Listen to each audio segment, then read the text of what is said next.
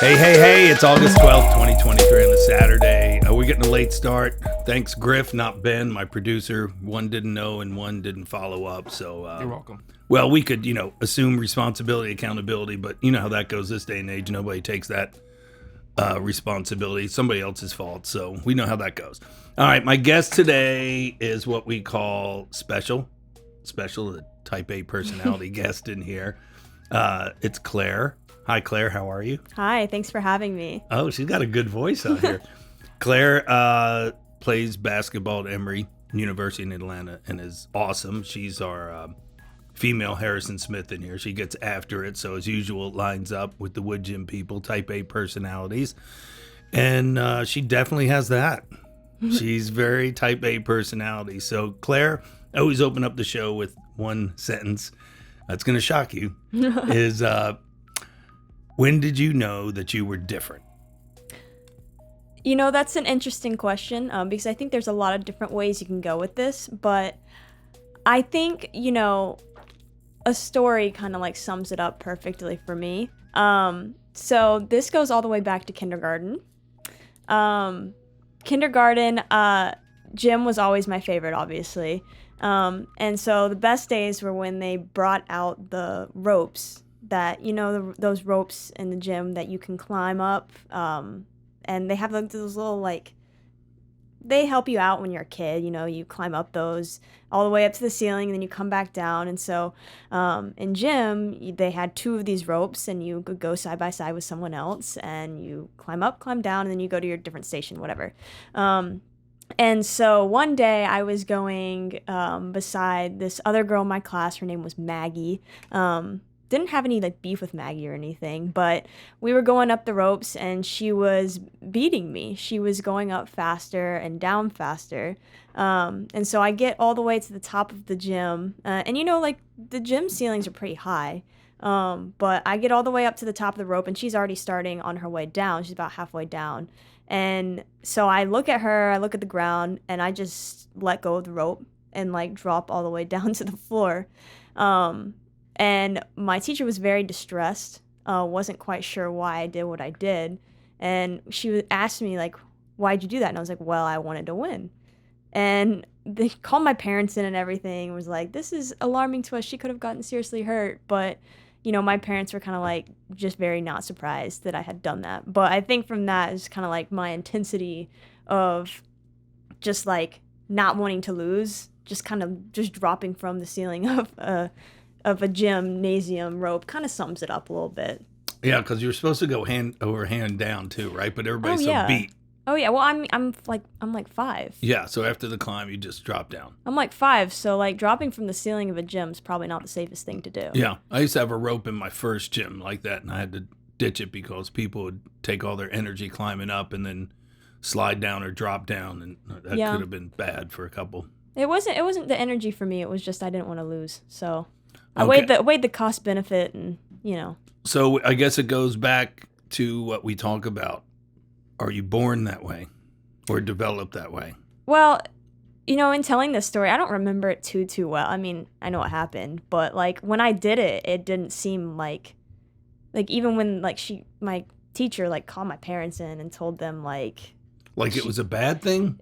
Just that she was alarmed that I had done it and seemed so nonchalant about it and didn't want me to hurt myself, and my parents were just kind of no, that doesn't surprise us, So for them, they kind of knew she's ultra competitive from the beginning, just in terms born that way.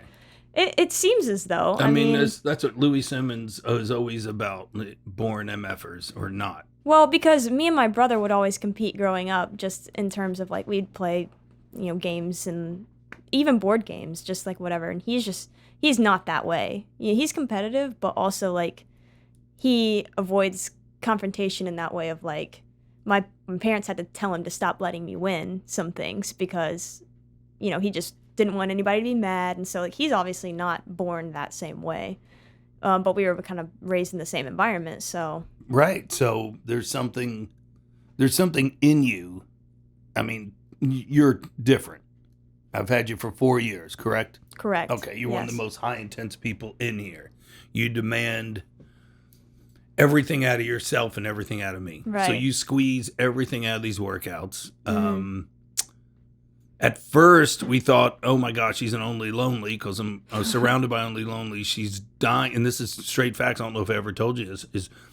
Man, and people would come up and go, man, she really needs all your attention. She, Marlo, everybody else is vibing for your attention. And it took me a while to figure out that wasn't the case. The case is you wanted to be precise and everything had to be done right. There's a level of just like perfectionism in it. Yes. Yes. And, just like holding myself, because I'm not going to come in here and do all of this, spend the time and not try and get the most out of it. I try and like maximize my time and everything that I do. So like it makes me like, and we mean everything she does. Right. So it's like if I'm doing a workout, why not do it right? Like just go through the motion.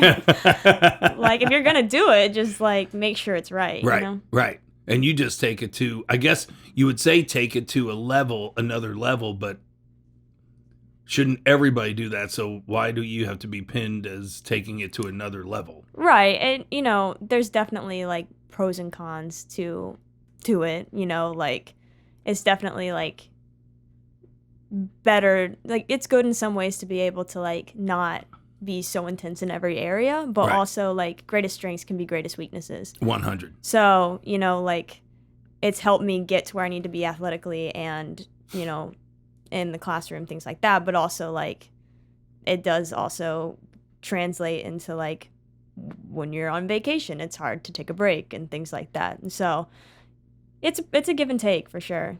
Do you think it's, because I deal with a lot of different individuals throughout the day, do you think it's about control also? Definitely to extent, yeah. I mean, I think everybody has some level of like, my dad likes to say everybody has their things, some people's they have fixations on one thing, some people have fixations on another, and I think like control plays into that for everybody. Some people want to control their schedules, some people want to control their what they do at their work, things like that. Some people fixate on different things, and so I think in a sense like wanting to have like control of a situation and feel comfortable is ideal, but ultimately you can't like grow past that if you're never uncomfortable. You know what I mean? Yeah. I mean, you have to be uncomfortable to grow, right? Right. Yeah. So, but that rolls over to everything through the day for you, right? Right. I mean, like where you're eating lunch today and what you're eating. Yeah. Yeah. Definitely.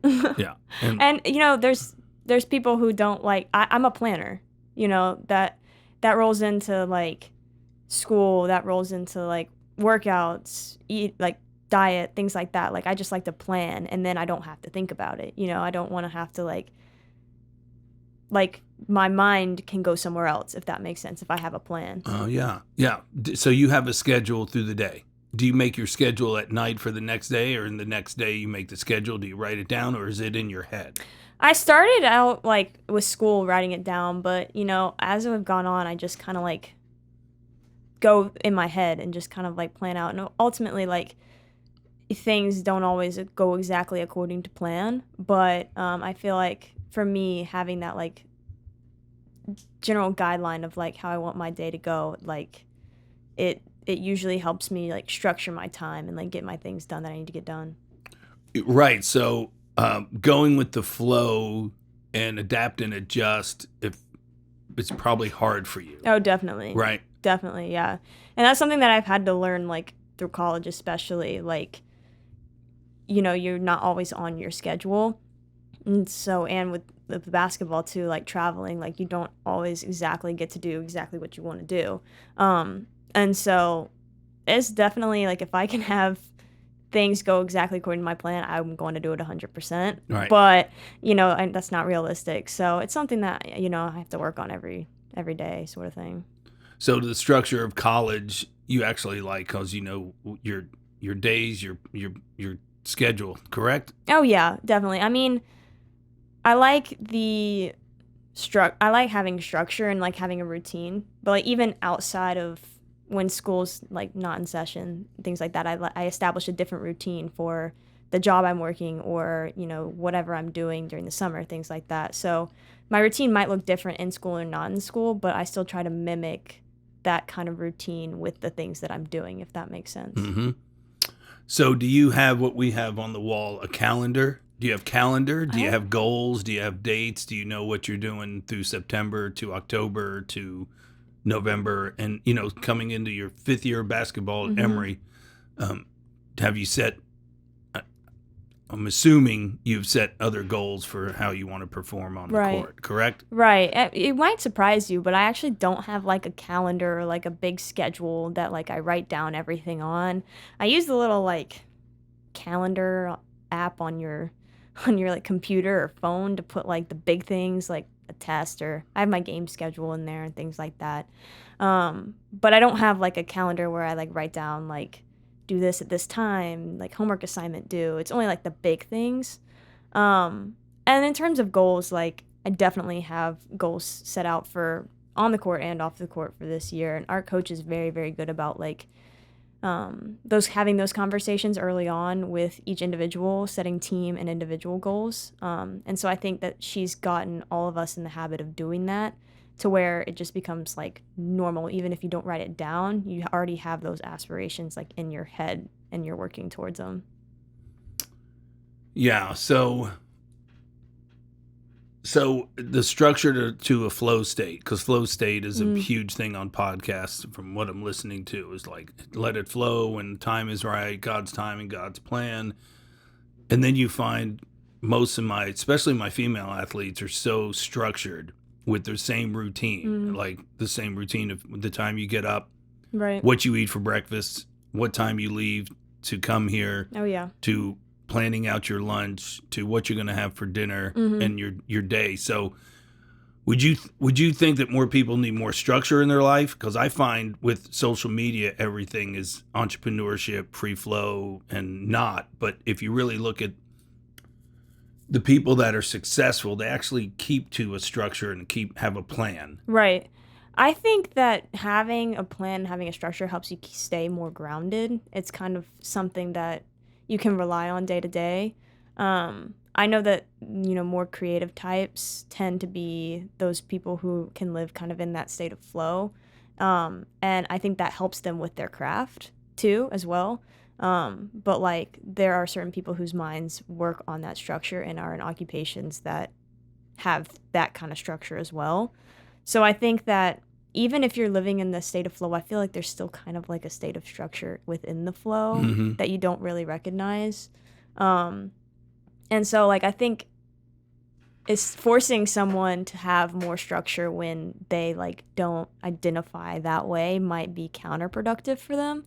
But I think it's important to like recognize where the structure is within that and like keep doing the things that are like beneficial to you, because you can have like a scheduled like structure set up, but that's like maladaptive for you. Right. So you need to identify when you need to change your structure up too. That's a good point.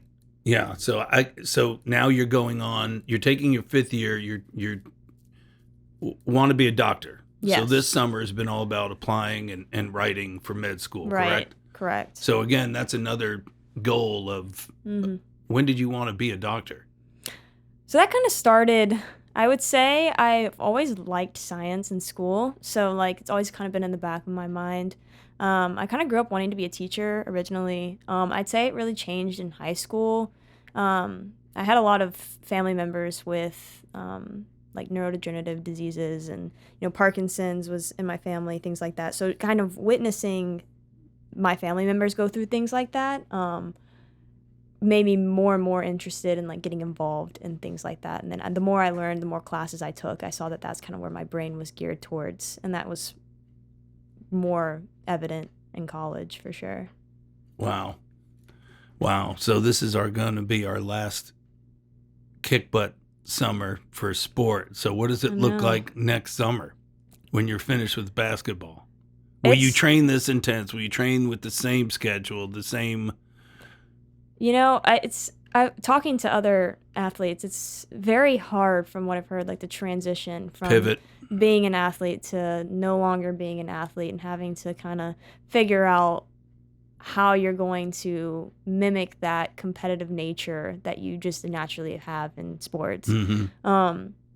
But I would like to say that, yeah, like I'll just be able to work out to feel good, to move, but I know myself and I know that like I'm gonna still like I love coming to the gym. Like I love pushing myself and like working out like this. So like I know it's gonna look different because I'm not gonna have the time that I have now. And, you know, I'm gonna go straight in from master's to med school hopefully. So the time is gonna look different, but I think that I'm still gonna have to find like an outlet of like how to push myself to the same extent in the time that I have. Without basketball, you know. Well, they do that sport now that everybody does called pickleball. Oh, yeah. When I worked in an orthopedic clinic, we had so many pickleball injuries come in. Really? Oh, Yeah. Good. Yeah, because I'm not a pickleball fan, so yeah, I think it. I'm not really good at it, to be honest. Yeah, I think it reduces your athleticism and your movement to just standing there playing giant ping pong. Yeah. I can't do it. It's a bigger ping pong and a smaller tennis. It's crazy. It's like on CBS Sports on Saturday. It gets intense, that's for sure. Everybody's drinking around it, and it's bizarre. Who knows? Maybe I'll pick that up. Oh, please don't, for the love of God. All right, I'm going to wrap it up. Claire Barrett has been waiting patiently, and I thank you for that. And you know I love you. I think you're the best. You're like another daughter to me here, and I think I'm the only one that actually gets you. Yeah. And understands what you're doing and how your mind thinks. So it's going to be different next summer for sure. It's going to be different. This place has like totally changed my outlook on, you know, fitness and working out, and just found a community here, and it's been so great. And I know I can always come back, but very, very thankful for what this gym has done. Well, thank 4 years. I know. 4 years. Started during, let's see, March of 2020, I believe. Yeah. And she's the type of person that you have to like get in a yelling match of taking a day off because she doesn't want to. She's that driven. Hit tomorrow. I'll take tomorrow off. How about that? Can I take tomorrow off? I don't think so. All right, Claire Bear, I love you, and enjoy your Saturday, and good luck in med school. Thank you so much. Thanks for having me. Thanks, sweetie.